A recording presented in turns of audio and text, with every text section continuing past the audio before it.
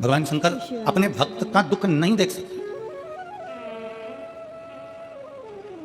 आप जब एक लोटा जल लेकर भगवान शंकर के मंदिर में जब जाते हो ना, शिव जी को जल चढ़ाने के लिए जब पहुंचते हो, शंकर भगवान को जब जल चढ़ाने के लिए आप पहुंचते हो, शिव को जल चढ़ाने के लिए जब आप जाते हो, आपका हाथ, आपके घर का जल और आपका कलश लोटा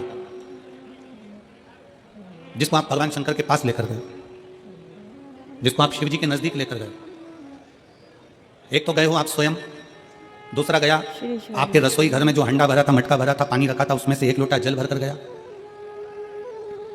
तीसरा एक तांबे का लोटा आपके घर का एक पात्र शिव जी के दरवाजे पर गया। श्री शिवाय नमस्ते।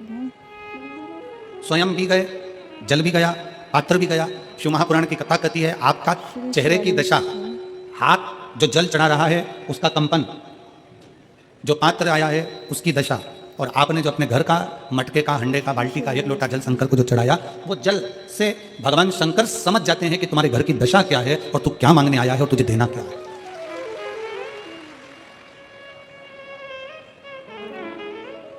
सब पानी का स्वाद अपना अपना है।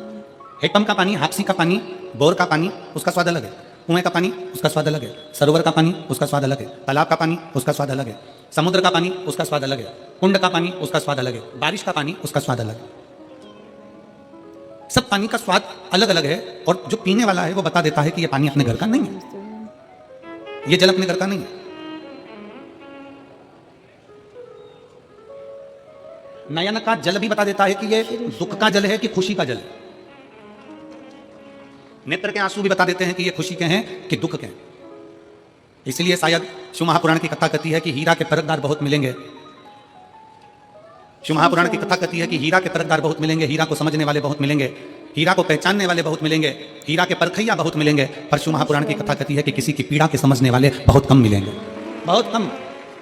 हीरा का परखैया मिल सकता है पर पीड़ा का परखैया नहीं मिलेगा। हीरा को समझने वाला मिल सकता है पर पीड़ा को समझने वाला नहीं मिलेगा। हीरा को जानने वाला मिल सकता है पर पीड़ा को जानने वाला नहीं मिलेगा। शिव महापुराण की कथा कहती है कि खुशी के आंसू और दुख के आंसू दोनों में अंतर होता है। खुशी के आंसू जो होते हैं वो ठंडे होते हैं, और दुख का जो आंसू होता है वो गर्म होता है, उसमें भी पीड़ा होती है, उसमें भी पीड़ा होती है, उसमें भी दर्द होता है, उन अश्रुओं में भी दुख होता है। और हम आप सबसे निवेदन करें, बहुत मेरठ की भूमि तो बहुत तेजवान भूमि है, मेरठ की धरा तो बहुत ऊर्जावान धरा है। हम आप सबसे निवेदन करें, आप जौहरी नहीं हो, हीरे को नहीं परख सकते। हम भी जौहरी नहीं है, हम हीरा को नहीं समझ सकते। और भगवान शंकर ने पृथ्वी पर जिसको जन्म दिया उसको जौहरी बनाकर पैदा किया है, उसको जौहरी बनाकर भेजा है कि आप भले हीरा को नहीं समझो चलेगा, पर अपने नजदीक में कोई दुखी है तो उसकी पीड़ा को जरूर समझना। भगवान शंकर कहते हैं उसकी पीड़ा का स्मरण।